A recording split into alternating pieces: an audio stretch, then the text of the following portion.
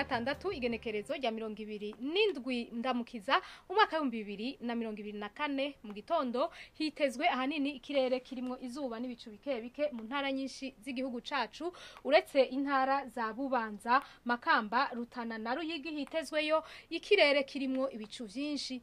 Ahazoba hakanye kurusha handi ni mu ntara za Mwaro na Bururi aho ibipimo bizoba biri kuri dogere Celsius 14.